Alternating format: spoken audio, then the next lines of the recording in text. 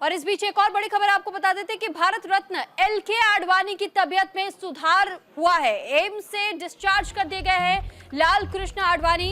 कल रात हुए थे एम्स में एडमिट। जेपी नड्डा ने एम्स के डायरेक्टर से बातचीत भी की। नड्डा ने एल.के. आडवाणी के स्वास्थ्य की जानकारी भी ली है। तो बीजेपी के वरिष्ठ नेता और पूर्व उप प्रधानमंत्री लाल कृष्ण आडवाणी को दिल्ली के एम्स हॉस्पिटल से छुट्टी दे दी गई है।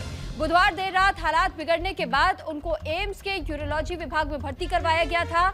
गुरुवार को लाल कृष्ण आडवाणी एम्स के प्राइवेट वार्ड से अपने सरकारी आवास पहुंचे हैं और 96 साल के पूर्व उप प्रधानमंत्री को बुधवार देर रात अचानक करीब बताया जा रहा था कि 10:30 बजे के करीबन उनकी तबीयत नासाज बताई गई, जिसके बाद से उन्हें तुरंत एम्स में भर्ती करवाया गया और अखिल भारतीय आयुर्विज्ञान संस्थान के पुराने निजी वार्ड में भर्ती करवाया गया था। और सूत्रों के मुताबिक लाल कृष्ण आडवाणी की हालत इस वक्त स्थिर बताई जा रही है, जिसके कारण इस वक्त बताया जा रहा है कि उन्हें एम्स से डिस्चार्ज कर दिया गया है।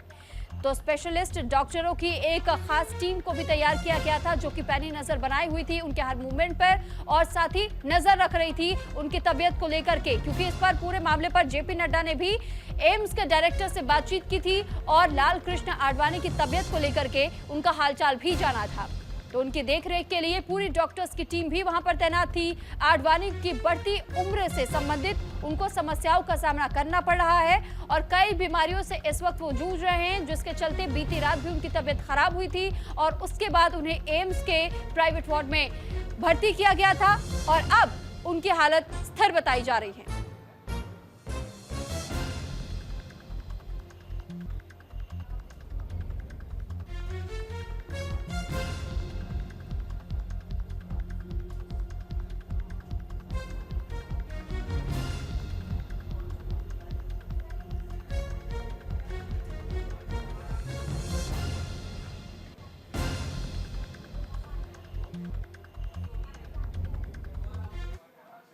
तो आडवाणी की निजी जिंदगी से जुड़ी कुछ खास बातें भी आपको बता देते हैं। दरअसल लाल कृष्ण आडवाणी देश के दिग्गज नेताओं में शुमार है। उनका जन्म 8 नवंबर 1927 को पाकिस्तान के सिंध प्रांत में हुआ था। उन्होंने अपनी शुरुआती शिक्षा कराची के सेंट फ्रैटिस स्कूल से पूरी की थी और मुंबई के गवर्नमेंट लॉ कॉलेज से लॉ की डिग्री भी हासिल की। और वहीं 25 फरवरी 1965 को कमला नाम की महिला से उनकी शादी हुई थी। लेकिन इस वक्त जिस तरीके से उनकी तबीयत नासाज बताई जा रही है, क्योंकि उनके बढ़ती उम्र की वजह से उनको समस्याओं का सामना करना पड़ा है और इसी के तहत उनको बीती रात एम्स में भर्ती करवाया गया था। लेकिन अब खबर यह है कि उनकी हालत में सुधार देखा गया है, जिसके बाद से एम्स से उन्हें डिस्चार्ज कर दिया गया है।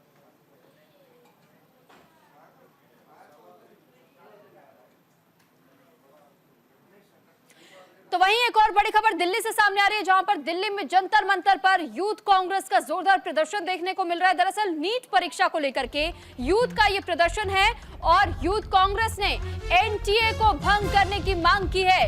जिस तरीके से पेपर लीक के मामले लगातार सामने आए कई राज्यों से, ऐसे में अब युवाओं का गुस्सा सड़कों पर भी देखने को मिल रहा है और यूथ कांग्रेस भी जोरदार प्रदर्शन कर रही है और ये मांग कर रही है कि एनटीए को भंग किया जाना चाहिए। नीट पेपर लीक को लेकर के कई बड़े सवाल उठाए जा रहे हैं कि आखिर इतना बड़ा स्कैम कैसे हो जाता है, कैसे पेपर लीक हो जाता है और कानो कान किसी को खबर तक नहीं होती है। आखिर जिस किसी ने भी इस नीट पेपर लीक को अंजाम दिया, पहले से उनकी प्लानिंग थी कि कैसे उनके पास पेपर पहुंचता है, कई स्टूडेंट्स को वो देते हैं और कई युवाओं की जिंदगी के साथ इस बीच खिलवाड़ हो जाता है।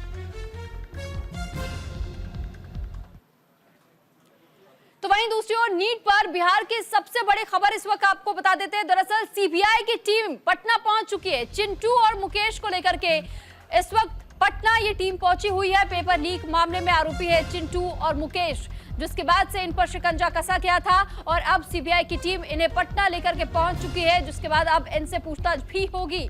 दरअसल चिंटू और मुकेश मुख्य तौर पर इसमें आरोपी पाए गए थे और ये बताया जा रहा था कि इनके पास से पेपर लीक की खबरें मिली थी।